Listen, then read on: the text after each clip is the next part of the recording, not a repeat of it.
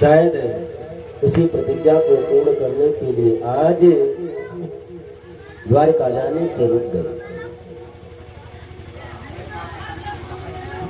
और दूसरा कारण, रुकने का दूसरा कारण ये भी था कि महाभारत युद्ध समाप्त होने के बाद में धर्मराज युधिष्ठिर का जब राज तिलक हो गया तो सायंकाल जब अकेले कमरे में बैठते हैं तो आंखों से आंसू गिरता है कि इसी सोने चांदी हीरा मणि से जड़ित सिंहासन महल के लिए मैंने हजारों महिलाओं के सिंदूर को धुल डाला। लाखों करोड़ों की संख्या में छोटे छोटे बच्चे अनाथ हो गए। भले ही वो अपना राजा आज हमको मानते होंगे, लेकिन मेरा रथ जब निकलता होगा उधर से होकर के तो विधवा महिलाएं और वो अनाथ बच्चे देख करके उनके हृदय पर क्या बीतता होगा, यही सब सोच करके रात्रि में आंखों से आंसू प्रवाहित होता है। द्वारकाधीश भगवान कृष्ण कई दिन देखे, लेकिन भगवान कृष्ण ने मन में विचार किया कि यदि मैं इनको उपदेश देता हूँ, यदि मैं समझाता हूँ तो बात इनके समझ में नहीं आएगी, क्योंकि अभी भी ये हमको छोटा सा कन्हैया ही मानते हैं। क्योंकि कहने वाले के प्रति जब तक श्रद्धा, विश्वास और हृदय में जब तक श्रेष्ठता नहीं होगी तो गुरु बृहस्पति आ जाए बताने के लिए, समझाने के लिए, बात समझ में नहीं आएगी। तो द्वारकाधीश भगवान कृष्ण ने मन में विचार किया कि दादाजी को तो मैं समझा नहीं सकता, और अभी इनके कुल खानदान के ही बूढ़ बुजुर्ग भीष्म पितामह बाणों की सैया पर पड़े हुए हैं, तो क्यों ना उनके सामने लेकर के चलो इनको। बोलूंगा तो मैं ही, लेकिन भीष्म के मुख से जब मैं बोलूंगा तो इनके बात उनके हृदय में भी उतरेंगे।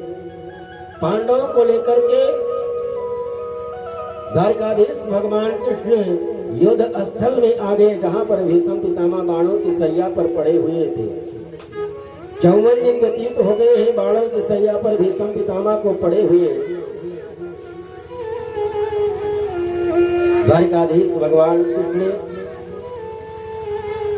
इस साथ में पांडवों को देख करके बहुत प्रसन्न हुए भीष्म पितामह कि अंतिम समय में भगवान ने जो प्रतिज्ञा की थी, जो वचन दिया था, वो पूर्ण करने के लिए आ रहे हैं। जब भगवान आ गए तो भीष्म पितामह अर्जुन से कहते हैं कि अर्जुन, ये जो आपके बगल में खड़े हैं इनको पहचानते हो? अर्जुन ने कहा कि इनको कौन नहीं जानता, ये तो हमारे मामा के पुत्र कृष्ण है। भीष्म पितामह ने कहा कि अर्जुन तुम कितना बड़ा सौभाग्यशाली है कि उस पूर्ण पावन परमेश्वर परमात्मा से तू कितने रिश्ते जोड़ लिया।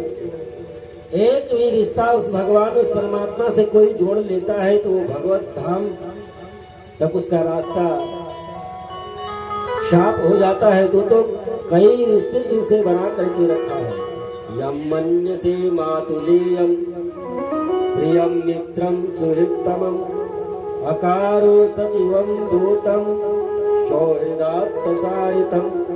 ये कभी तुम उनको अपने मामा का पुत्र मानते हो, कभी सारथी बना करके इनसे रथ भी रखवाते हो, कभी सचिव बना लिए, कभी दूत बना करके हस्तिनापुर भी भेज देते हो।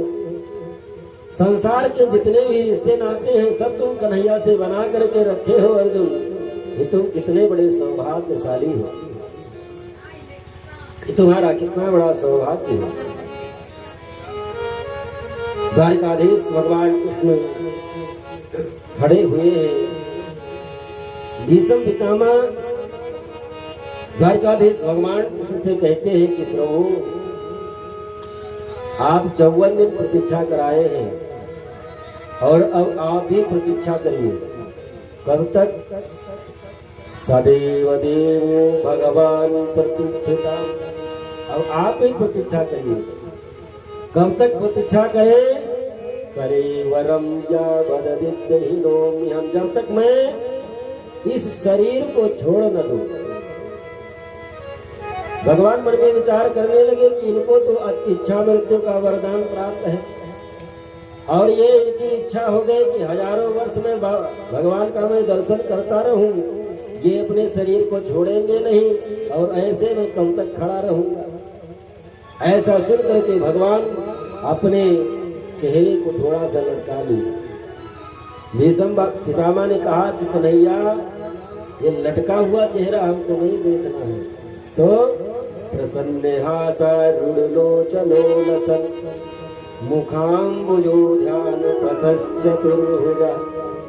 आप उस प्रकार से हंसते मुस्कुराते हुए वो चेहरा मैं देखना चाहता हूँ जब आप गोपियों के साथ में, ग्वाल वालों के साथ में आप हंसी ठिठोलियां किया करते थे। वो मुस्कुराता हुआ चेहरा मैं आपका देखना चाहता हूँ। भगवान भीष्म पितामह के सामने मुस्कुराते हुए खड़े हैं। भगवान द्वारकाधीश ने कहा, बाबा आपको तो पता है कि ये महाभारत का युद्ध संपन्न हुआ, धर्मराज युधिष्ठिर को साम्राज्य प्राप्त हो गया, लेकिन अब इनके कुल खानदान में बुजुर्ग अब तो कोई और बचा नहीं है, केवल आप ही हैं। आप इनको कैसे साम्राज्य चलाना चाहिए? एक गृहस्थ का धर्म क्या है? एक आप साम्राज्य, एक राजा का धर्म क्या है? आप इनको बताने की कृपा करें। दान धर्मान राजधर्मान मोक्ष धर्मान विभागसाः स्त्री धर्मान भगवत धर्मान समासद्याः संयोगताः। एक गृहस्थ का धर्म क्या होता है, एक राजा का धर्म क्या होता है, ये आप इनको बताने की कृपा करें। भीष्म पितामह कहते हैं कि एक राजा का वही धर्म है जैसे एक पिता अपने बेटे का पालन पोषण करता है, हर प्रकार से उसको सुयोग बनाने का प्रयास करता है। राजा का उसी प्रकार से कर्तव्य है कि उसकी संपूर्ण प्रजा उसके पुत्र के समान है। जैसे अपना पुत्र वैसे संपूर्ण जितनी भी प्रजा है वो पुत्र के समान ही होती है। जैसे अपने पुत्र का पालन पोषण और उसकी उन्नति का प्रयास पिता करता है, उसी प्रकार से संपूर्ण प्रजा के लिए राजा को प्रयास करना चाहिए। और राजा एक गृहस्थ धर्म का पालन करता है। गृहस्थ धर्म का ये नियम है कि अपने संपूर्ण का कमाई का दशांश निकालते रहना चाहिए। वो दशांश दान के लिए और धर्म के रक्षा करने के लिए दशांश निकालते रहना चाहिए। यदि मान लीजिए 1 लाख की कमाई है, 10,000 धर्म के लिए, दान के लिए निकालना बड़ा कठिन होगा, तो उसके लिए भी बताएं कि दशांश का दशांश, 10,000 का दशांश फिर 1,000 हुआ, इतना भी नहीं कर सकते रोज का, तो कम से कम दशांश का दशांश का दशांश 100 हुआ, उतना तो निकाल ही सकते। वो निकालना चाहिए दान के लिए और अपने धर्म की रक्षा करने के लिए। यदि आप ऐसा करते रहते हैं तो घर में जो रोग बीमारी डॉक्टर लेकर के जाते हैं उससे बचे रहेंगे। लेकिन दान भी जब भगवान की जिसके ऊपर कृपा होती है उससे ही हो पाता है। दान भी वैसे हो नहीं पाता। ऐसा नहीं है कि जिसके पास में बहुत धन संपत्ति है, जिसके पास में अपार धन है, अपार संपत्ति है, वही दान कर पाएगा। जिसके ऊपर भगवान की कृपा होती है उसी से दान हो पाता है, वही से सद्धर्म हो पाता है। आपके क्षेत्र में बहुत करोड़पति पड़े होंगे, लेकिन सत्यनारायण कथा सुनने का भी सौभाग्य उनको नहीं मिल रहा होगा। लेकिन जिसके ऊपर भगवान की कृपा होती है उसी से हो भी पाता है। एक सेठ था और सेठ के पास में लगभग 20 फैक्ट्रियां थी। उसके पास में इतना धन संपत्ति था कि उसको पता ही नहीं है कि हमारे पास में कितनी संपत्ति है। और उस सेठ का नियम था, वो बचपन से ही गंगा जी में जाकर के हर पूर्णिमा को स्नान करता था। लेकिन गंगा स्नान कहाँ करता था? घाट पर जाकर के स्नान नहीं करता, घाट से दूर जाकर के स्नान करता। क्यों? क्योंकि घाट पर जाएंगे स्नान करने के लिए तो पंडा पुजारी मिलेंगे और वो बिना पूछे हाथ में पैंती देंगे, संकल्प पढ़ डालेंगे, संकल्प माने और पूर्ण रजिस्ट्रेशन, वो फिर देना ही देना, फिर मना नहीं कर सकते। क्योंकि पंडा ये नहीं देखते कि जेब में आपके कुछ है कि नहीं है, सेठ समझता था। इसलिए वो घाट पर न जा करके, घाट से दूर जा करके और गंगा जी में स्नान किया करता था। उसकी उम्र 60-65 के ऊपर हो गई। भगवान एक दिन मन में विचार करने लगे, ये गंगा स्नान बचपन से कर रहा है और वो भी नियम से कर रहा है, कोई भी पूर्णिमासी छूटती नहीं है, हर पूर्णिमा को आकर के गंगा जी स्नान करता है। और गंगा में स्नान करने का फल तभी मिलेगा, गंगा हो चाहे यमुना हो, तीर्थ में कोई भी तीर्थ में जाकर के यदि नदी में स्नान करते हैं तो स्नान करने के बाद में यदि दान न दिए, वहाँ पर पंडा पुजारी जो रहते हैं उनको दान न दिए तो उस तीर्थ में स्नान करने का फल प्राप्त नहीं होगा, गंगा स्नान करने का फल इसको नहीं मिलेगा। भगवान मन में विचार करने लगे कि ये सेठ ऐसे ही मर जाएगा, नियम का पालन तो बचपन से कर रहा है, लेकिन गंगा स्नान करने के बाद में कभी दान न दिया तो फल इसको गंगा स्नान का मिलेगा नहीं, ये नरक में जाएगा। तो एक दिन सेठ आया गंगा जी स्नान करने के लिए, पूर्णिमा को स्नान करके जो ही गंगा से बाहर आया, भगवान स्वयं पंडा का रूप धारण करके आ गए। सेठ जी क्या है, आप गंगा जी स्नान किए तो कुछ दान पुण्य करेंगे? सेठ ने कहा कुछ साथ में लेकर के आए नहीं है पंडा बाबा, कुछ है नहीं, इसलिए मैं दे नहीं सकता। तो पंडा के रूप में भगवान ने कहा कि सेठ तुम कुछ लेकर के साथ में नहीं आए, नहीं दे सकते, तो आप संकल्प कर लीजिए, हम घर आकर के ले लेंगे। सेठ ने मन में विचार किया कि कुछ अधिक संकल्प कराएंगे तो ये लेने पहुंच जाएगा। सेठ ने कहा ठीक है, यदि आप चाहते ही हैं तो 4 आने का संकल्प करा लीजिए। 4 आने का सेठ ने संकल्प कर दिया। सेठ घर वापस लौट करके आ गया। दूसरे दिन सुबह ही भगवान पंडा के रूप में पहुंच गए, आवाज लगाई, अरे सेठ। सेठ आवाज को पहचानता था, सेठानी से कहा कि ये वही पंडा है जो कल 4 आने का संकल्प करा लिया था और 4 आना ही लेकर के ही जाएगा। सेठ ने कहा एक काम करो सेठानी, क्या तुम रोने का बहाना करो और मैं मरने का बहाना कर लेता हूँ, मैं मर जाता हूँ, तुम रो, और उसके पंडा को ये पता चलेगा सेठ मर गया, अपने आप ही लौट जाएगा। सेठानी काल ने कहा ठीक है मर जाओ। सेठ मर गया। सेठानी जोर जोर से चिल्लाने रोने लगी। भगवान अंदर आए, क्या हुआ सेठानी? अरे कल गए थे गंगा स्नान करने, शायद इनको ठंडी लग गई, वापस रात में लौट करके आए, तबीयत खराब हुई, सुबह इनकी मृत्यु हो गई। तो पंडा बाबा ने कहा कि अब अंतिम समय में आए और अब ऐसे छोड़ करके जाना भी ठीक नहीं है, बिना अंतिम संस्कार कराए, अब अंतिम संस्कार करा करके ही जाएंगे। सेठ पड़ा हुआ है, पास पड़ोसियों को भी पता लगा सेठ मर गया। रिश्तेदार नातेदार को बुलाने में 4 आने के चक्कर में लाखों खर्च हो गया। सब इकट्ठा हुए, चिट्ठी बनाई गई और फिर सेठ बोला नहीं। उसको चिट्ठी बनाए, उस पर लेटा करके शमशान घाट के तरफ चल पड़े उसके घर परिवार वाले। सेठ अब भी नहीं बोला। पीछे पीछे पंडा के रूप में भगवान ही लगे कि सेठ कम से कम एक बार बोल तो दे, ये तो 4 आने के चक्कर में तो मर गया, ये जल भी जाएगा। कुछ बोला नहीं। शमशान घाट लेकर के गए, वहां पर स्नान कराने के बाद में कफन में लपेट दिए। सेठ तब भी नहीं।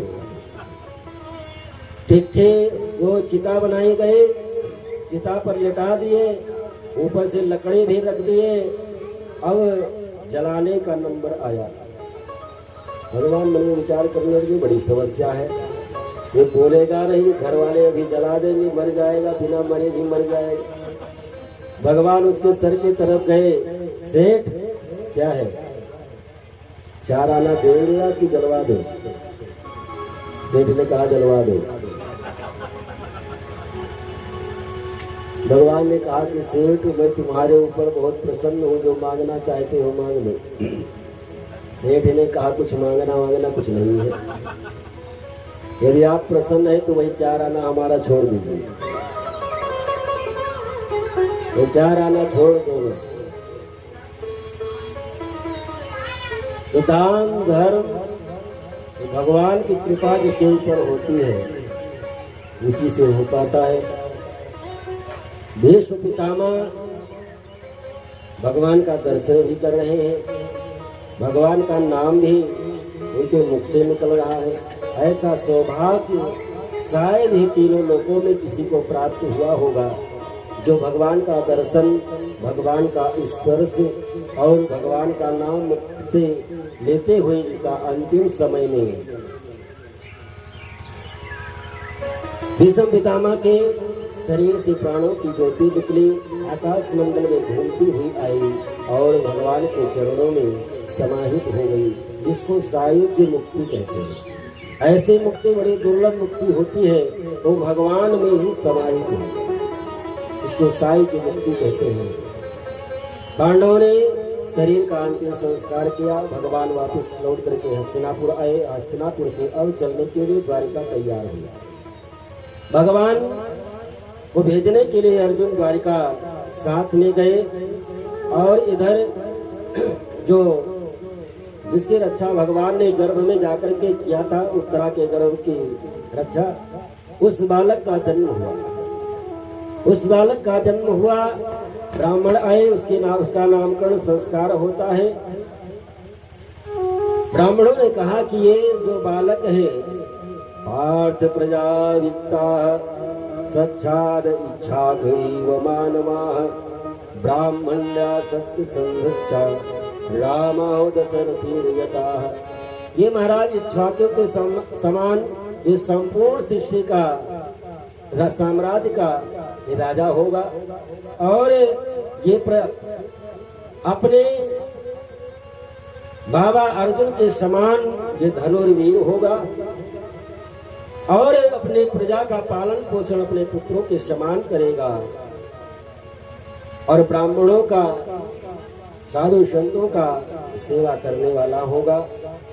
भगवान राम के तरह जो चक्रवर्ती सम्राट महाराज दशरथ के पुत्र राम के रूप में आए थे, राम के समान ये अपने कुल और अपने पिता की आज्ञा का पालन करने वाला होगा। लेकिन कमी एक ही बात की है कि अंतिम समय में सर्प के दंश से इसकी मृत्यु होगी।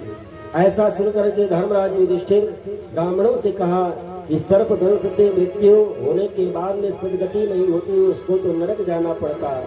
तो जो इतना बड़ा धर्मात्मा होगा तो नरक में जाना पड़े। ब्राह्मणों ने कहा इसको नरक नहीं जाना पड़ेगा, अंतिम समय में सर्पदंश से भले ही इसकी मृत्यु होगी, लेकिन भगवान स्वयं जो भगवान गर्भ में आकर के रक्षा किए थे वही भगवान स्वयं आकर के इसको भागवत सुना करके इस अपने धाम को लेकर के जाए और इसका नाम परीक्षित होगा। नामकरण संस्कार करा करके ब्राह्मण वापस लौट करके चले गए और इधर अर्जुन वापस लौट करके बहुत दिनों तक न आए। एक दिन धर्मराज युधिष्ठिर विचार कर ही रहे थे, अर्जुन का चेहरा लटका हुआ वापस लौट करके जब द्वारिका से आए, धर्मराज युधिष्ठिर अर्जुन से पूछते हैं कि चेहरा तुम्हारा लटका हुआ क्यों है, कारण क्या है? लगता है सब कुछ किसी ने कोई छीन लिया हो, क्या कोई गौ ब्राह्मण की हत्या तुम्हारे सामने हो गई, तुम रक्षा न कर पाए, क्या कोई तुम्हारे द्वारा अधर्म हो गया? अर्जुन कुछ बोले नहीं। अर्जुन ने कहा ऐसा कुछ नहीं हुआ, लेकिन जो हमारे प्राणधन के सर्वस्व थे, हमारी हर प्रकार से रक्षा किया करते थे, वो द्वारिकाधीश और अपने लीला का संवरण करके इस धराधाम से अब स्वधाम चले गए। ऐसा सुन करके कुंती वहीं पर बैठी हुई थी। जिस प्रकार से चक्रवर्ती सम्राट महाराज दशरथ ने ये सुना था कि अब राम वापस लौट करके नहीं आएंगे, 14 वर्षों के लिए चले गए, चक्रवर्ती सम्राट महाराज दशरथ ने अपने शरीर का परित्याग कर दिया था, उसी प्रकार से कुंती ने जब सुना कि हम धरातल पर द्वारकाधीश भगवान कृष्ण रहे स्वधाम को चले गए। कुंती मैया ने भी अपने शरीर का परित्याग कर दिया। पांचों पांडव राजा परीक्षित का राज तिलक करके एक एक करके स्वर्गारोहण किए।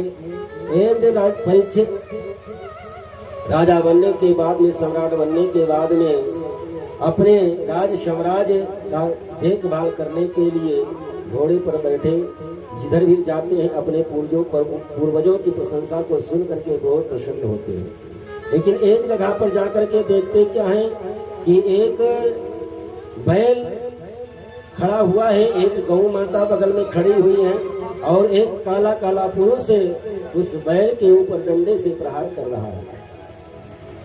आपस में गौ और धर्म रूपी वो बैल वार्ता कर रहे हैं। राजा परीक्षित ने जब देखा, अपने धनुष पर बाण चढ़ा लिए और कहने लगे, तू कौन है? मैं तुमको जीवित नहीं छोड़ूंगा। भले ही गोपाल इस धरातल पर नहीं रहे, लेकिन गोपाल का भक्त परीक्षित अभी जीवित है। हमारे रहते हुए तुम गौ पर और गौ वंश पर अत्याचार नहीं कर सकता। मैं तुमको जीवित नहीं छोड़ूंगा। वो आकर के चरणों में गिरा और प्रार्थना करने लगा कि मैं आपकी शरण में हूँ। आप राजा हैं और राजा का कर्तव्य होता है कि शरण में आए हुए की रक्षा करना। मैं आपकी शरण में हूँ, आप हमको मार नहीं सकते। राजा परीक्षित ने कहा, तुम कौन हो? वो अपना परिचय देता है कि मैं कलयुग हूँ। द्वापर युग समाप्त हो गया है। अब आपके राज्य साम्राज्य के बाद, आपके बाद में इस धरातल पर, इस संपूर्ण पृथ्वी पर हमारा ही साम्राज्य होगा। राजा परीक्षित ने कहा कि मैं तुमको नहीं रहने दूंगा। कलयुग ने कहा कि महाराज, हम आपकी शरण में आए हैं। शरणागत की रक्षा करना एक राजा का परम कर्तव्य होता है, उसका धर्म होता है। राजा परीक्षित ने कहा, ठीक है, शरण में आए हो तो मैं तुमको 4 स्थान देता हूँ, वहीं पर जाकर के तुम निवास करो। अभ्यार्थिस्तदा तस्मै अस्थानानि कलये ददौ द्यूतं पानं स्त्रियः शूना यत् धर्मश्चतुर्विधः। जहाँ पर जुआ खेला जाता हो वहाँ पर जाकर के तुम निवास करो। पानम, जहाँ पर लोग शराब बैठ करके पीते हैं वहाँ पर जाकर के तुम निवास करो। जहाँ पर वैश्यावृत्ति होती हो वहाँ पर जाकर के तुम निवास करो। और जहाँ पर हिंसा होती हो, जहाँ पर हिंसा की जाती हो वहाँ पर जाकर के तुम निवास करो। कलयुग ने कहा कि महाराज, ये आपने हमको, हमारे में केवल अवगुण देखा, इसलिए आपने 4 जगह दे दिया। कोई एक अच्छा स्थान भी दे दो, क्योंकि हमारे में जो अच्छाई है वो अन्य युगों के पास में अच्छाई नहीं थी। कौन सी अच्छाई है? कलयुग ने कहा, यत् फलं नास्ति तपसा न योगेन समाधिना तत्फलं लभते सम्यक् कलौकेशो कीर्तनात्। कलयुग ने कहा कि अन्य युगों में जो अनेक प्रकार से दान धर्म करने से जो फल पुण्य प्राप्त होता था, अन्य युगों में जो हजारों वर्ष बैठ करके कठिन तपस्या करने के बाद में जो फल प्राप्त होता था, हमारे युग में केवल कलौकेशो कीर्तनात्, केवल भगवत नाम स्मरण करने मात्र से ही वो फल प्राप्त हो जाता है। कलयुग समय जुग यान नहीं, जो नर कर विश्वास गाय राम गुण गण विमल भवतर बिना प्रयास। कलयुग ने जब अपने प्रशंसा के राजा परीक्षित ने कहा, ठीक है, मैं तुमको स्वर्ण में भी निवास देता हूँ। तो शास्त्र में ऐसा भी बताया गया कि भगवान स्वयं कहते हैं कि धातु नाम अस्मि कांचनम, धातुओं में जो सोना है वो मेरा ही स्वरूप है। तो जो सोना जब भगवान का ही स्वरूप है तो कलयुग और भगवान दोनों एक साथ तो रह नहीं सकते। कलयुग और भगवान दोनों एक साथ रह नहीं सकते। तो यहाँ पर निर्णय दिया गया, जो अपने गाढ़ी कमाई का सोना होता है खरीदा हुआ, उसमें तो भगवान का निवास होता है, लेकिन जो अधर्म के धन से जो खरीदा हुआ सोना होता है उसमें तो कलयुग ही निवास करता है। राजा परीक्षित उस दिन जो मुकुट धारण करके गए थे सोने का था, और वो भी जरासंध का मुकुट था। जब भीम जरासंध को मार दिए थे तो उसका जो राज मुकुट था वो लेकर के चले आए, जबकि ये अधर्म है। राज मुकुट धारण करने का अधिकार उसी को है जो राजगद्दी पर बैठे, दूसरे को अधिकार नहीं वो राज मुकुट धारण करे। दूसरे राजा का दूसरा राजा राज मुकुट धारण नहीं कर सकता, क्योंकि उस पर राज धर्म का उस पर चिन्ह होता है। जरासंध का मुकुट था, क्योंकि अन्याय से वो लाया गया मुकुट था, राजा परीक्षित समझ न पाए, वही मुकुट आज धारण करके आए हुए थे। कलयुग राजा परीक्षित के मुकुट पर विराजमान हुआ, और वही राजा जो हमेशा साधु संतों ब्राह्मणों के चरणों में साष्टांग प्रणाम किया करते थे, उनकी सेवा किया करते थे, आज वही राजा संत से सेवा कराने की कामना से उनको भूख प्यास, कली के प्रभाव से भूख प्यास लगे और समेक ऋषि के आश्रम में पहुंचे। जो राजा हमेशा साधु संतों की सेवा करता था, आज संत से सेवा कराने की भावना से पहुंच गया कली के प्रभाव से, और आवाज लगाए। समेक ऋषि समाधिस्थ थे, कली के प्रभाव से वो राजा समझ न पाए, और समाधिस्थ महात्मा को कहीं समझे कि ये ढोंग करके बैठा है, और वहीं पर मरा हुआ एक सर्प था, ऋषि के गले में डाल दिया और वहां से चले गए। अपने महल में आ गए, और जब अपने मुकुट को उतारा तब उनको ध्यान आया कि अरे राम राम, आज हमसे इतनी बड़ी गलती हो गई, अब ये शरीर रखने के योग्य ही नहीं है। जिस शरीर के द्वारा, जिस हाथ के द्वारा आज संत का अपमान हो गया है, रखने के योग्य नहीं है। अपना चिंतन करते हैं। और इधर समीक का पुत्र श्रृंगे को जब ये पता चला कि हमारे पिता का अपमान करके राजा परीक्षित चला गया है, तो समीक राजा परीक्षित को श्राप दे देते हैं। हितलंघित मर्यादम तच्छका सप्तमे हनि।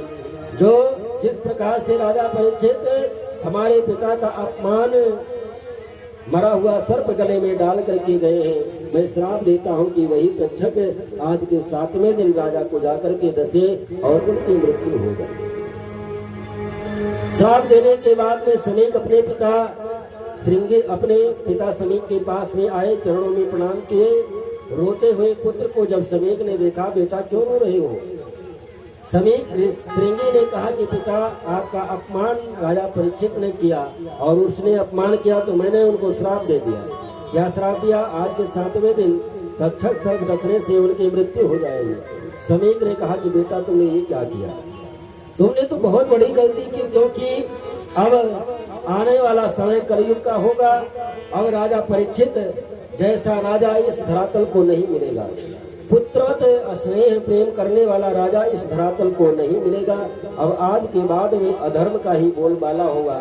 जो राजा हमेशा साधु संतों ब्राह्मणों की सेवा किया करता था, संपूर्ण अपने प्रजाजनों को पुत्रवत स्नेह प्रेम किया करता था, उनका पालन किया करता था, उसको तुमने 7वें दिन मरने का श्राप दे दिया। लेकिन फिर भी उसके कल्याणार्थ कम से कम जाकर के उसको बताना चाहिए कि तुम्हारी मृत्यु आज के 7वें दिन होगी। अपने उद्धार के लिए कोई उपाय, कोई साधन कर दो। अपने शिष्य को भेजते हैं और जाकर के राजा परीक्षित को बताए। राजा परीक्षित को जब सूचना मिली, बहुत प्रसन्न हो गए कि हमने जो उदंडता की थी, हमने जो अपराध किया था, उसका फल तो हमको प्राप्त हो गया, लेकिन ये बहुत छोटा दंड है, इससे भी बड़ा दंड हमको मिलना चाहिए था। अपने पुत्र जन्मेजय का राज तिलक करके राजा परीक्षित गंगा जी के किनारे पहुंच गए। और जब सभी ऋषि महर्षियों को, संतों को ये पता चला कि राजा परीक्षित को श्राप लगा है, गंगा जी के किनारे पहुंचे हैं सभी ऋषि महर्षि संत, वशिष्ठ, अत्रि, अंगिरा, दुर्वासा, पराशर, जितने भी बड़े बड़े ऋषि महर्षि हैं, सब आ गए। आपस में विचार विमर्श करने लगे कि आज के 7वें दिन मृत्यु हुई, 7 दिन में कैसे उद्धार होगा। कोई कहता है कि 6 महीने का ये साधन, ये उपाय है, इससे उद्धार हो सकता है, कोई साल भर का, कोई 10 वर्ष का। लेकिन उसी बीच में देखते क्या है कि स्वयं श्री सुखदेव जी महाराज का आगमन होता है। श्री सुखदेव जी महाराज के चरणों में से प्रणाम करते हैं, उनके सिंहासन पर बैठाए। श्री सुखदेव जी महाराज का पूजन करते हैं राजा परीक्षित, और पूजन करने के बाद में और उनसे प्रश्न करते हैं कि महाराज हमारा उद्धार कैसे होगा। सुखदेव जी महाराज ने कहा कि राजन आपका तो उद्धार होगा ही। अब आगे कथा श्री सुखदेव जी महाराज राजा परीक्षित को सुनाएंगे, वो कल से सुनाएंगे।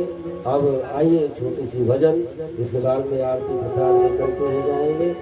समय काफी हो गया, बहुत 60 कट में सोच में कथा के, तो फिर भी लगभग आपका आधा पौना घंटा अधिक